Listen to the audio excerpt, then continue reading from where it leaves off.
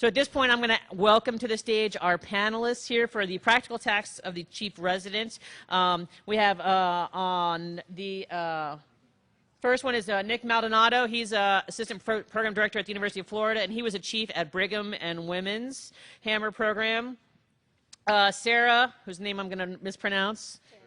Taranisa, who was a chief resident at Michigan. We have Tanya Bell, who's a current chief resident in Connecticut. And Anjani, did I get it right? Woohoo! Joyner, who was a chief resident at Duke and is now on the faculty at Emory. And our moderator for this session is Matt Stoll. And one last thing, because Matt's going to close us out, I do want to recognize the people that helped with the planning of this. Shayna's already left. Sorry. She was a medical student on the committee, and the other two committee members were Matthew Stoll and Jillian Beecham. So a big round to the rest of the folks who helped design this, please. Thank you. And then if you haven't noticed, the kids that are in the little blue coats, they're the medical students who are our medical student ambassadors. They have worked really hard to kind of help across the whole day and the whole conference. So if you see them, thank you for their efforts because they're being here as a volunteer. So with that being said, I'm going to hand it over to Matt. Thank you, Carolyn. Good afternoon. Yeah, there we go. So good afternoon, everybody. Like Dr. Holland said, my name is Matt Stoll. I have the distinct honor and privilege of getting to just stand here and talk while they stand. No, I am the moderator. I'm going to sort of start with this session, which is really focused on the practical aspects of being chief. Right? You've sat in this room for 7 hours now and learned a lot about leadership and some really good lessons. Hopefully you guys feel like we tried to provide you with a little bit of practicality throughout the day too. But what we really want to end on is really figuring out how to check those to-do boxes, because at the end of the day, that's going to differentiate you as effective chiefs and non-effective chiefs. And we've got 4 what I believe to be incredibly effective chiefs from a variety of institutions here to talk to you today. But to get started, since it's the end of the day and we're not going to ruin anyone else's presentation, I wanted to actually start with the open forum to get you guys asking the questions that you might have of the experts in the room, people who've lived it, who've done it, who've been through it, and can give you some advice. So let's open it up. What questions do folks still have lingering on their minds?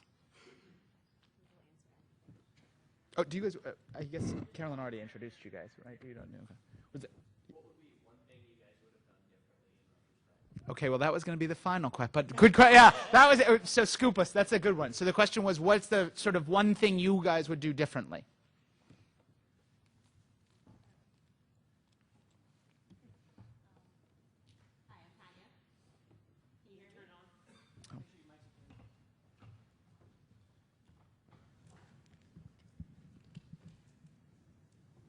Hi, I'm Tanya. I'm sure you're going to hear this from a lot of other chiefs, but the schedule, which is the bane of all of our existences. The key thing is starting it early. We have 54 residents that we have to schedule, and I think I took it for granted that I could get this done in a short period of time. You really can't. So in order to get the schedule out early, I just kind of wished I had been a little bit more proactive and started that a little bit earlier. I think that would have taken a lot of the stress off of me near the end of the year when everything started to come together all at once, like application for fellowship and trying to get past residency and graduate, as well as still having chief duties. So trying to set clear objectives in an early timeline, and that would have been a little bit better for me if I had just gotten things done just a little bit earlier. So yeah, I'm Nick Maldonado. It's a great question. One of the things I wish I would have done differently with my group of chiefs was to establish some kind of central vision or legacy that I would have wanted to leave for the program. We kind of came up with that a little bit later on after our chief year, sort of towards the end, and we kind of rushed through it because a lot of the times you're sort of bogged down doing the practical tasks like scheduling and answering emails. But I think it's really important at the forefront to kind of discuss with your chiefs what legacy you want to leave for your program, because what I've noticed now is I'll still interact with residents that I've seen who are interns or second years when I was a chief resident, and they'll still come up to me and bring up things that we did or made changes to our program. So I think it's really important, looking back, one of the things I would have done differently was probably had a good meeting with my co-chiefs to really determine what that legacy would have been for my program. So I think meeting more regularly probably would have been helpful. In the beginning, you get really gung-ho, and you're like, we're going to meet every month, and we're going to, check off tasks A through X or whatever. And towards the end, things kind of start to slack off as everybody kind of recognizes their roles, and you fall into a rhythm. And I think that's a way that things that you planned or envisioned from the beginning kind of fall off the chart. So making sure that you held each other accountable and stick to regularly scheduled chief meetings, I think, is really important.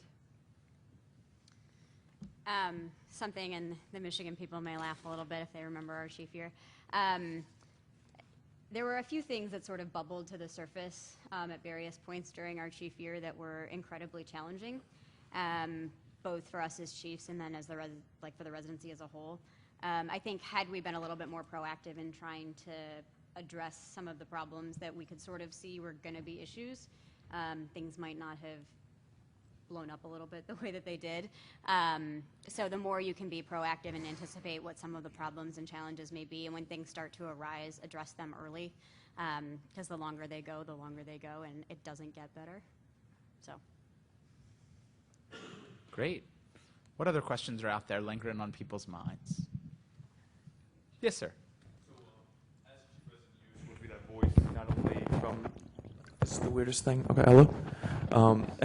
As chief resident, you're supposed to be the voice not only from the leadership to the residents, but also from the residents to the leadership. And I guess one of the things we've heard a lot of good points, but one thing that I thought about during conference was sometimes there are certain attendings that maybe are having not the best interactions with residents or maybe not teaching in the best style. How, as chief residents, do you go about trying to implement change to maybe a specific attending or a group of attendings? Great question. Great question. So, yeah, who wants to take it? I mean, we definitely had that issue pop up, and kind of taking a poll of the different residents and not just of one class. Like interns are going to have a different opinion of attendings than the third years are going to, just because they're fresher and they may not, understand quite how things work. So taking a poll of the different classes, like a representative sample, and then coming to your program director with that information, because you don't want to come with like a biased opinion based on your interaction with those attendings. But if you come with some sort of formal, objective evaluation of how that attending is acting, or those attendings are acting inappropriately or giving challenges to the residents, would, rather than just saying, well, like, this is my experience, having objective data to show your program director is going to be more effective than just a conversation, I think. Yes, I would add to that. I think it's a good idea to get, both sides of the story. Try to figure out exactly where the communication breakdown is happening. So if you have a resident that's complaining about specific attending, or multiple residents that are complaining about specific attending, what aspect of their teaching or lack thereof is the issue? And then you use that information to bolster your discussion with the administration. I would not at any point tell you to go to that specific attending and have a discussion with them, because I don't think that that's our role. We are, as you say, the in-between person. So you take that information to your faculty and say, hi, this is the problem that we've been having. These are some of the suggestions. Can you help? And then go from there. Yeah, I wholeheartedly agree. That is absolutely not your responsibility as chief to address individual instructors' shortcomings, for lack of a better word. I would encourage, if you run into that situation, tell people to fill out evaluations. Sitting now on the faculty side, I have evaluations. I have literally no idea who they came from. They're as anonymized as possible, and I'm sure all of your programs are similar. And I think that that's something you're told a lot as a resident, but you don't always believe it. But I think that's sort of the better approach, and that you as chief should never, ever be put in a position, and your program leadership should never put you in a position where it is your responsibility to go to a faculty member and address issues like that. That is their responsibility. And I think if you ever are, I can't imagine that your program would put you in that, but if you ever are placed in that situation, I would push back and say, that's really a faculty to faculty conversation, or chair to faculty, however your program does it. That should never fall on you as a chief. Great. And to follow up on that point, I think, knowing the rules is really important, because if for some reason you are at a program that's newer or younger or doesn't have a lot of experienced members, knowing the RRC rules, because there is an expectation that that is the PD's job and described in the RRC. So if you're having trouble with that, always fall back on the rules. And so read them as chief residents, because they can be really enlightening sometimes. Great. Other questions? Because I've got a bunch for you guys. Nick, one of the questions, you mentioned sort of legacy planning. Can you maybe, all of you, reflect on what do you think was your big legacy as chiefs, and how did you actually operationalize that moving back in time? Well, after my group came to this same SAEM forum 1 year ago, we all left with all of this enthusiasm and this excitement. We had all these big plans. Needless to say, many of them did not come to fruition. But one of the things we did manage to do was to develop these internal committees. And the good thing about that was that we had a lot of good residents. Some of them are sitting at that table from my program that were also very enthusiastic and wanted to get started with these internal programs. And what we wanted to do was to give other residents the opportunity to have leadership positions, to have ownership about specific projects within the residency themselves. So we started with an interview planning committee, which is where we have this group of people that kind of take over your pre-interview days and sponsoring the applicants that come in and make sure that they're all comfortable and the interview day experience. We had an academic committee, which is like a peer-focused teaching committee. And we developed a social and wellness committee, which is not going as great as it should be. But that was what we left behind. And hopefully, majority of that will continue. One of the things that my cohort of chiefs wanted to do was that one of the challenges we had when we were residents was that a lot of what we had done was towards core content of emergency medicine, and a lot of us didn't feel like there was a lot of development in some kind of academic career that some folks wanted to go into. And so one of the legacies we wanted to leave behind and that we created was what were called academies. And so these were mini fellowships within our program. So we actually came up with an education academy. We had an ultrasound academy, a research academy that also helped solve some of the problems that we had with conference, because a lot of our conferences were sort of 1 through 4 in the same conference. And so it helped us sort of split up more senior folks to have more structured mentorship with faculty who were involved with that. So that was one of the legacies that we had and one of the initiatives that we did when we were chiefs.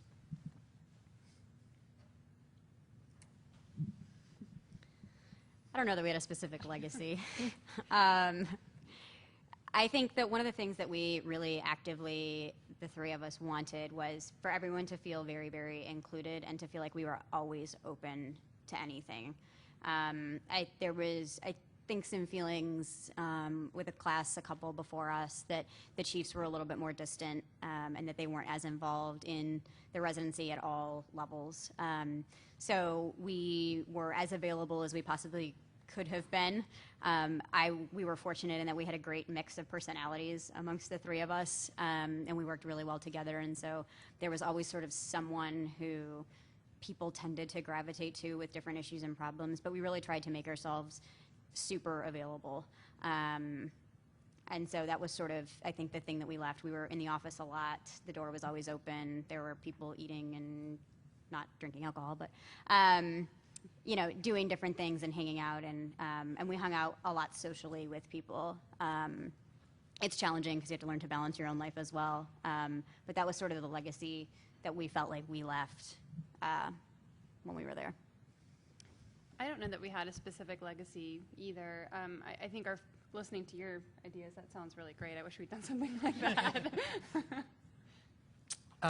Okay, I'm still open to questions. Yes, sir. Which one? Oh, there we go. Did you guys have any formal process in terms of transitioning between chief years? Because you always talk about legacies that you want to have continued, and I think that process is really interesting. No formal process. A happy hour. That we did. We had a transition happy hour with my new group. Mostly it was just, you sat down with the old chiefs and you asked the same questions that you're asking today. How did your chief year go? Is there anything that you wish you could have done different? Is there anything you've started that we can potentially continue for you?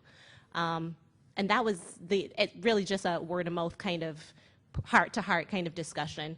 Outside of having this formal leadership experience here, we didn't have anything other than that. So. We didn't have a formal process either, but we did overlap for a few weeks so that they could kind of gently bring us into this new role. In their perspective, they want to get rid of the responsibility as quickly as possible. So just be aware of that. Yeah. So we did. We met several times with the outgoing chiefs. We were fortunate in that we were chosen to be chiefs, I think, like the end of February or early March. So there was a lot of time before they left for us to meet several times. We did the June schedule with them there. So that was really helpful in terms of, one of the big practical tasks of being a chief, how the hell do you do the schedule? And so they were really helpful in that way to just be there all the time to ask questions. And then there were a lot of documents and sort of things that we passed down of like, here's how you get in touch with the internal medicine chiefs and the peds chiefs and how you coordinate all of those schedules and who the contact people are. And so there was a lot of paperwork that also got passed down as well. And then we maintained this year a text thread with the current chiefs at Michigan, and occasionally they'll still text us and be like, hey, so what about X, Y, and Z? And so even 8 or 9 months later, we're still communicating with them about different things that have come up. And in some ways, that's been really nice because you will find that this becomes a very unique and sometimes isolating job, and there are very few people that understand all of the intricacies and challenges that go into it. And so it's really nice to have that support network as much as you can with people in your program who dealt with the exact same thing or similar things and know the personalities. And for us, knowing that door was always open was really nice. So this kind of tails onto that. With those handoffs, do you have anything that you wish you would have been told about? And this might be a little too program specific, I don't know. Or any documents that you found most helpful? Because I feel like a lot of us are still in that transition phase where we have the luxury of having the outgoing chiefs present and accessible. And I think many of them would also be accessible 9 months from now. But what would you say you kind of wish that you knew going into it or had going into it now that it's almost done? Yeah, so one thing for me specifically is that we didn't have a lot of policies that were written down. There were sort of just things that were noted or things that were sort of in the culture, but nothing specific that was written down. So one thing that I would probably do is think about things with your co-chiefs, perhaps, about any specific institutional policies you think should have, and ask them if they exist, and if they do, they should share them with you. And if not, that's an opportunity for you guys to create them, And I forgot, we also have that transition period, that 1 month overlap where we help with the scheduling. I'm currently passing on that duty, but we also have a very extensive outline document that was done from the chiefs maybe 3 years ago on tips on actually scheduling, because we schedule for 54 residents at 3 different places, so it's hard. So it's a document that's updated every year by the new chiefs with little tips and tricks and little intricacies of actually using the scheduling program that we have, which is MedRes, and we hand that down to the new chiefs as well. We also just had I think a month-by-month document of hey, in July, start thinking about recruitment. Hey, in August, remember that you need to schedule for football games, and different things month by month of, hey, these are things that are going to pop up these months that should be thinking about ahead of time, just as sort of reminders, because there are going to be so many things that things will pop up and you're like, oh goodness, I didn't even know that was something that I needed to do. And so that was really helpful to just sort of have, these hey, in July, think about this, in August, think about this, outlined. Google Documents. Yeah.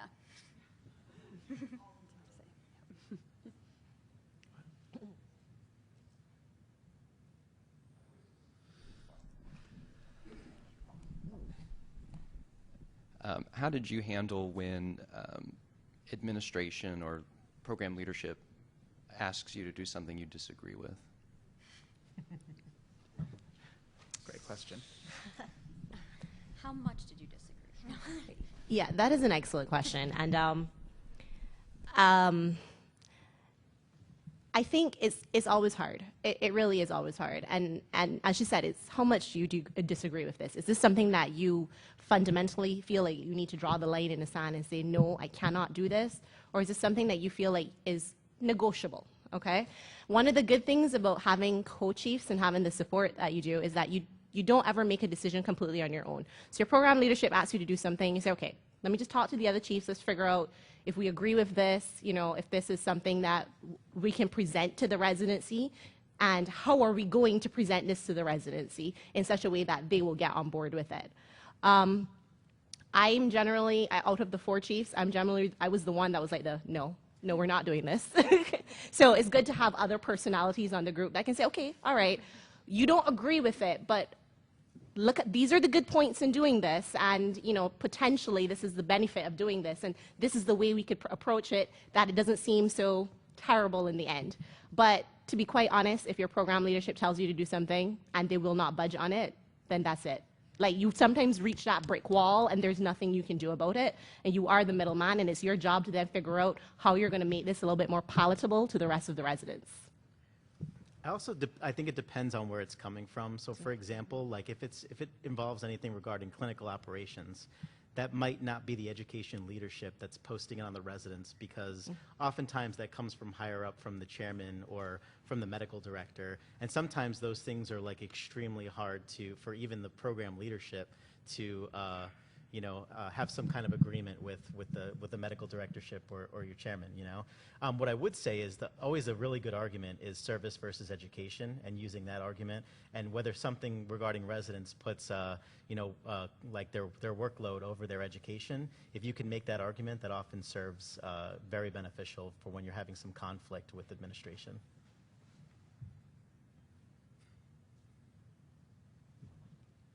Other questions? I've got one sort of about, obviously, you mentioned starting off like dealing with your co-chiefs, right? I think that is probably it's one of the weirdest positions there is, because every other time you've been president, there's not often co-presidents, but there are co-chiefs. How did you all go about dealing with either people who were markedly different than you, or had like different working styles, things like that? Well, the 4 of us are actually very, very, very different, which had its benefits. So what we did at the very beginning of the year after this event, actually, we sat down and we said, okay, we identified each other's strengths and each other's weaknesses. So you sat at the table and we went around, I think you're good at this, you're bad at this, or not as good at this. And then using that to kind of dictate how you presented things throughout the rest of the year. So when you had certain ideas, certain issues, you kind of sat as a group and say, okay, I think you're the best person to present this idea based on your personality and everything. And then anytime we went forward with an issue, we sat as in a group and we came up with how we wanted to go about doing it. And because we wanted to present a singular voice despite our differences and our different opinions and our different ways of going about things. So at the end of the day, we are presenting one voice and as a unified group. I think that's really, really important. You don't want to undermine your chiefs if someone comes to you with an issue, and you're not really sure if they've already spoken to another chief. I would wait and double check so that you're presenting a unified front, and not, undermining what someone else may have said before. But what we did was we separated tasks. So we had 2 on scheduling and 1 on education, and those, for who was assigned to whatever task, it played to our strengths. So I was the education person, and the other 2 chiefs were the schedulers. So kind of think through and decide, what tasks fit each person the best.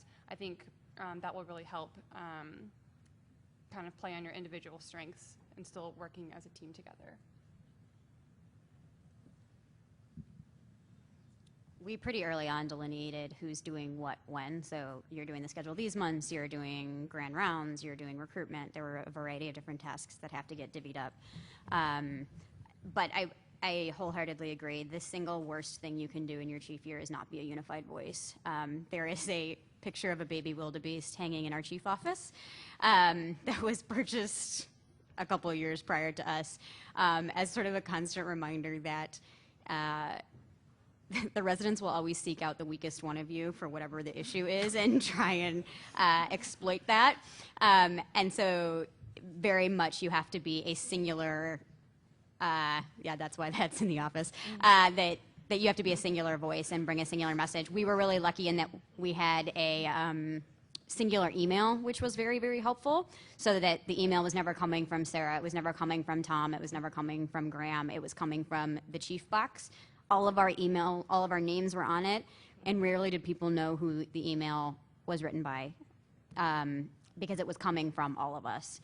And I think that that's really sort of important. And I do think you rely on your co-chiefs and you play to their strengths. We quickly found out I tended to be better at the schedule and enjoyed doing that. And other people, you know, Tom tended to be more of the social liaison. And so, you know, you sort of figure out who does what. You all do all of the tasks, but, you know, play to whatever your strengths are amongst your group. So you, oh, go ahead, yeah.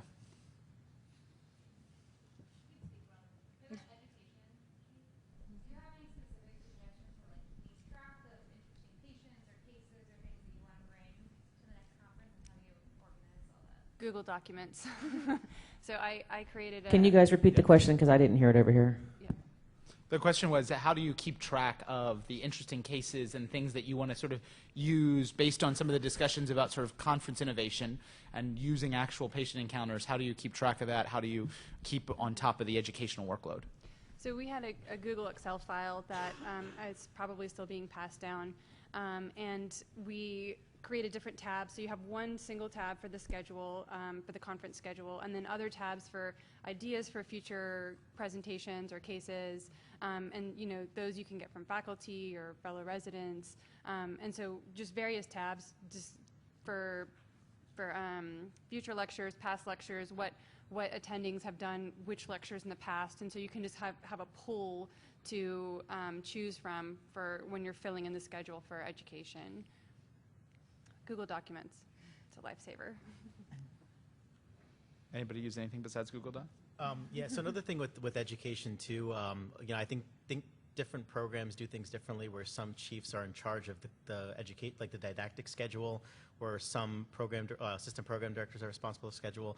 I think a couple of important documents to know about is the EM model for the clinical practice of emergency medicine, because that's sort of the governing document that governs sort of everything that's taught in a residency program. So having some tacit knowledge of that, but also maybe having an Excel spreadsheet about which things were covered over the year, so that you're not having some redundancy in your conference schedule, that there's someone who's keeping track of what things were covered, so that the entire breadth of the curriculum over a 3 or 4 year program span gets you know, included. I'd like to backtrack onto something that was said earlier about sort of how important email communication is. When you're dealing with multiple other people with one email, because presumably a lot of us do have the single chief email box, I assume. How did you deal with that as a group? How did you make sure that communication was from all of you and not just one of you? Or, you know, yeah, I'll leave it there. So we also had we have a singular Gmail account, and anytime correspondence was going to go out, we also have a group me. So I would send a message and say, hi guys, I had this issue, or I'm responding to this email. Please check the Gmail for my draft. You send a draft. You just draft the email. And then everybody goes in and they alter it. They change up the wording, especially if you are, you know, upset at an issue. You know, you never send an email mad. But sometimes it's good to have another pair of eyes looking at it and say, this doesn't quite sound right. And then it only goes out after we've all given the, all right, it's good, let's go, you can send it. And then it adequately represents all 4 of us and what our opinions are. Yeah, I think Google Docs is really helpful for things like that also. So having like a singular document that you could all work on. So for example, like there might be, you know, letter to surgical chief, and then like, you know, everyone kind of includes what's going to be said on the email, so that before it goes out, you all agree on it. So I think definitely Google Docs is super helpful when multiple people are editing one document.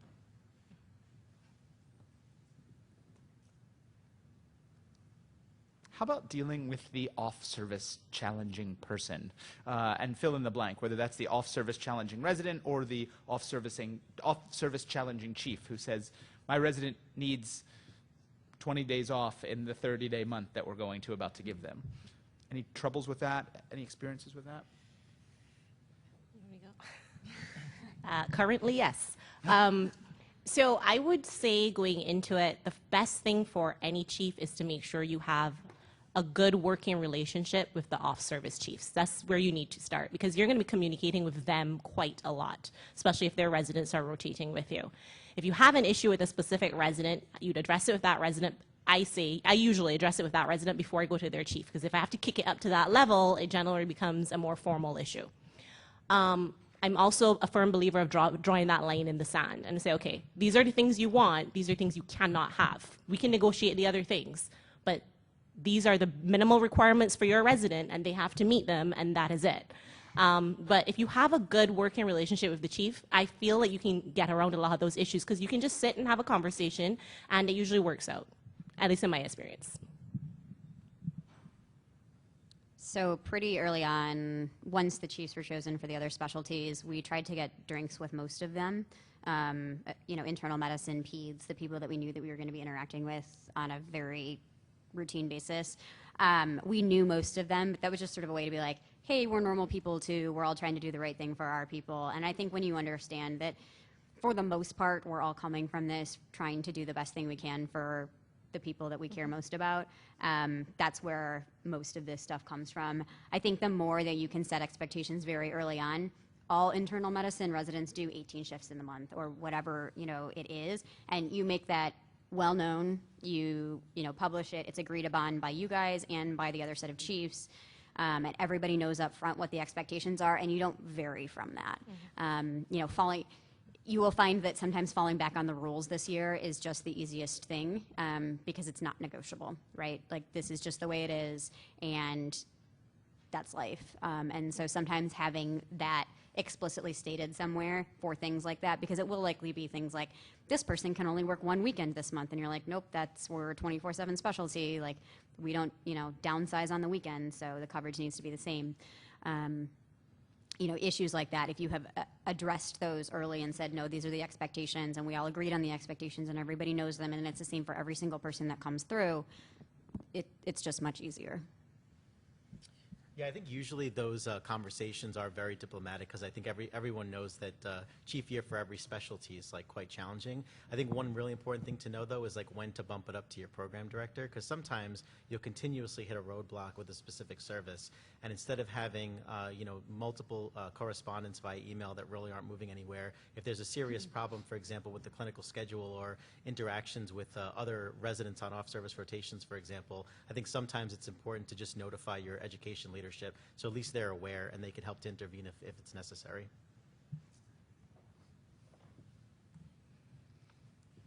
Any other questions?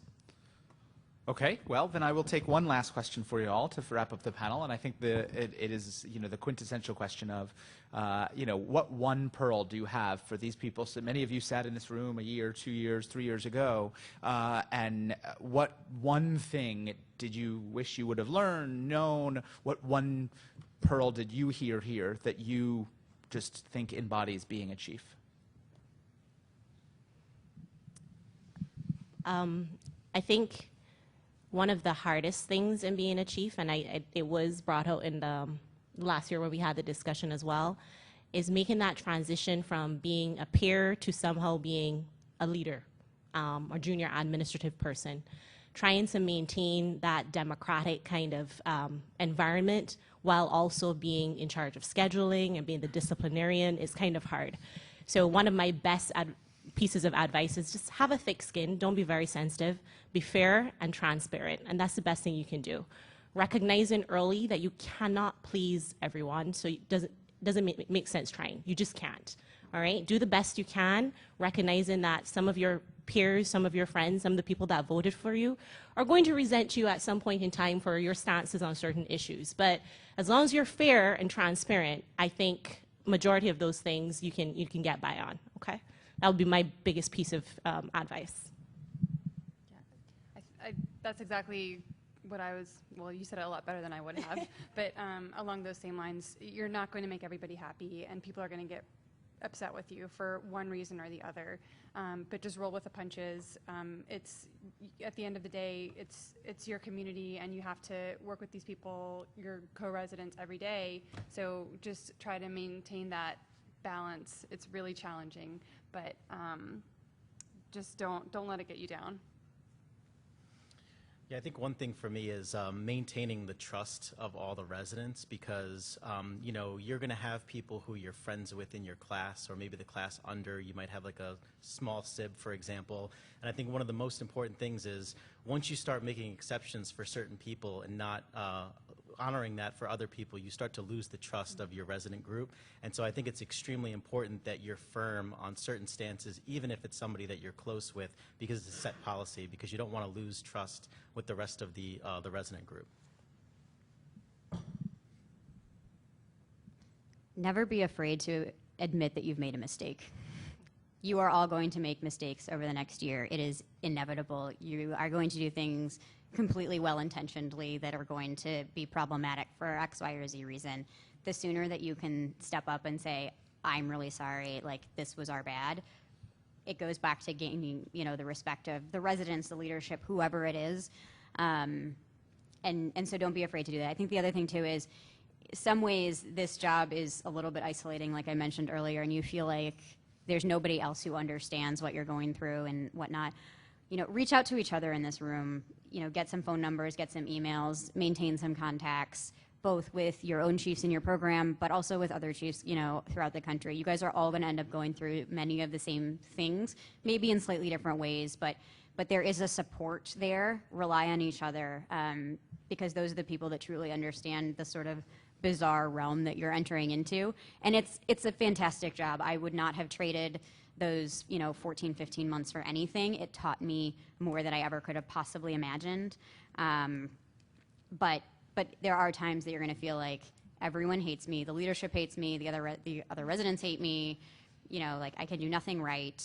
Nobody else understands that feeling, but there are so many people who understand exactly what you're going through. And so feel free to reach out to people and ask questions too, right? Like, what are you guys doing, you know, at Michigan? What are you guys doing at Duke? You know, what are the different things that people are doing across the country to deal with the various issues that are going to arise? Because you may find that there are some sort of novel solutions that you didn't even think of.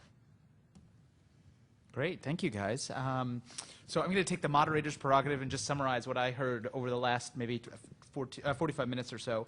I think one big take-home point I heard from you guys is be proactive with your residents. Don't let things fester. Jump on top of the grenade early, and the grenade is less explosive then. Number two, I think I heard was leverage your co-chief's strengths. Get to know them, rely on them, but also learn their sort of how they work really effectively. I heard that sort of this throughout the day is seek first to understand your residents and where they're coming from, but just as much as seeking first to understand where your program leadership is coming from when they make difficult decisions. The word fair has sort of permeated this entire forum, I think, and it came up multiple times here. And so I think, you know, aspiration to be fair when you're chiefs is the best you can do to keep yourself sane. And then last but not least, the thing, if there's one message I think you all sort of have mentioned at least once, is the idea of unified front. A unified front with your program, unified front with your co-chiefs, because it's a long, tough, but rewarding year, it sounds like. And so I hope that's what you guys said. That's what I heard. Hopefully that's a good summary for you all that may be like under-caffeinated and a little bit tired. So let's take a minute to thank particularly Tanya, Nick, Anjani, and Sarah for their great insights today. Thank you, guys.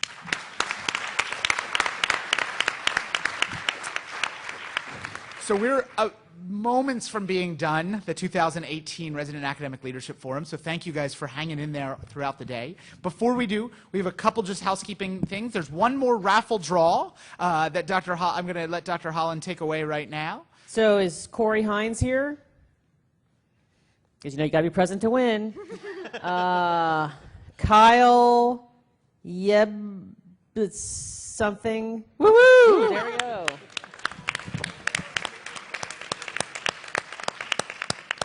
Congratulations. Before we all leave, please make sure you take a moment to do your evaluations. It means the world to us to be able to offer this program to you all. But before you dive into those too quickly or start moving, I think we owe one really huge debt of gratitude to someone that slaved away at this leadership forum. Without Dr. Holland's leadership and hard work, this would not have been possible. So let's just take a second to